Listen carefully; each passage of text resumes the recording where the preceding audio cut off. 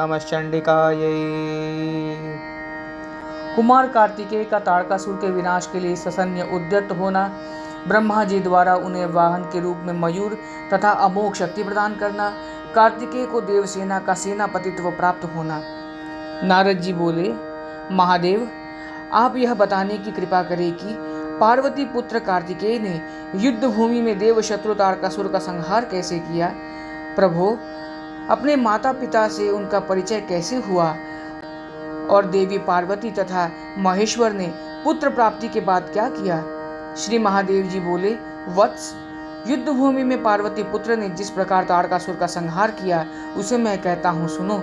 साथ ही अपने माता पिता से जिस तरह उनका परिचय हुआ वह समस्त वृत्तांत मैं तुमसे कहता हूँ, आप ध्यान से सुनिए।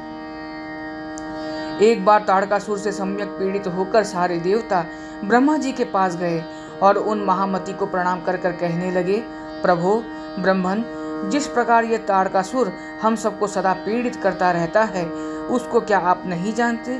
क्या हम आपके समक्ष कहें। इस समय इसके संहार के लिए आप महादेव पुत्र महाबली महान देव कार्तिकेय को शीघ्र ही रणभूमि में भेजिए।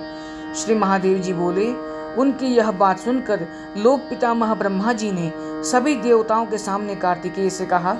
ब्रह्मा जी बोले, शिवात्मज, आप सभी लोकों के रक्षक हैं। तात, इस समय ताड़क दैत्य को मारकर आप देवताओं की रक्षा करें। ताड़कासुर के सताए हुए ये देवगण आपका आश्रय लेकर उद्धार प्राप्त करें, इसलिए आप उस देव शत्रु का संहार करें। श्री महादेव जी बोले, तब देवताओं के आगे स्थित महाबलशाली कार्तिकेय जी ने स्निग्ध गंभीर वाणी में उन ब्रह्मा जी से कहा, मैं उस दुष्ट दुर्धर्ष दैत्यराज तारकासुर का युद्ध में संहार करूंगा, मेरे लिए वाहन की व्यवस्था की जाए।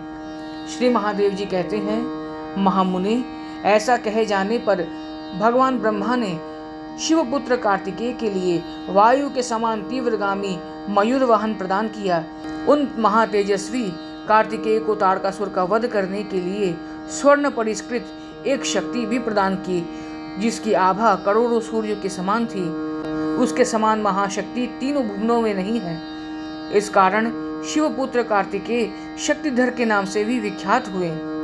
तब लोक पितामह ब्रह्मा जी ने सारी देव सेना की रक्षा के लिए कार्तिकेय को सेनापति बनाकर युद्ध भूमि में भेजा।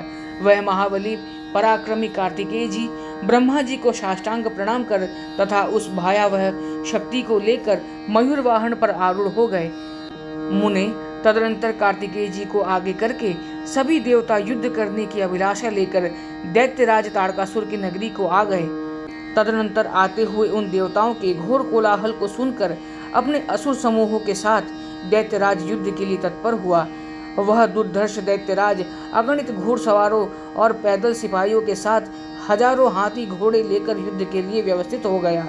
श्रेष्ठ मयूर वाहन पर आरूढ़, हाथ में चमकती हुई शक्ति धारण किए और सभी देवताओं से घिरे सेनानी कार्तिकेय को आता देख ताड़कासुर भी स्वर्ण मंडित रथ पर आरूढ़ होकर निकल पड़ा।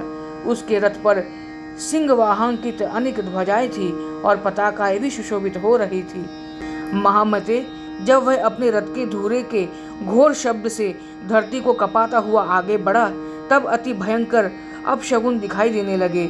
मुने, सूर्य का भेदन करके उसके रथ के समीप ही उल्कापात होने लगे और घोड़ों की आंखें अश्रुधारा निकालने लगी।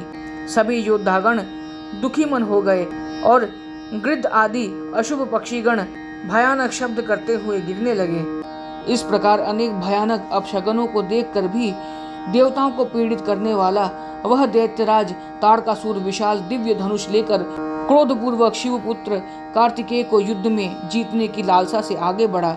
मुने, जिनकी माता स्वयं युद्ध भूमि में सभी दैत्यों का संहार करने वाली पर्वतराज हिमालय की पुत्री भगवती पार्वती हैं तथा जिनके पिता प्रलयंकारी रुद्र हैं, उन शक्ति संपन्न कार्तिकेय को पराजित करने में कौन समर्थ है। श्री महादेव जी बोले, तुरह की निनाद, भेड़ी तथा प्रणव की ध्वनियां, दोनों ओर की सेनाओं के चतुर्दिक सिंहनादों और रथ की धूरी के भयंकर घोष से पृथ्वी तथा आकाश का अंतराल व्याप्त हो गया और पृथ्वी भी कांपने लगी। इसके बाद युद्ध आरंभ हो गया। इसी बीच ब्रह्मा जी सभी महर्षियों के साथ एक दिव्य रथ में बैठकर देवताओं तथा दानवों के परस्पर मारकाट वाले घोर कोलाहलपूर्ण तथा रोमांचकारी युद्ध को देखने के लिए आकाश में उपस्थित हो गए। ओम नमः चंडिकाय।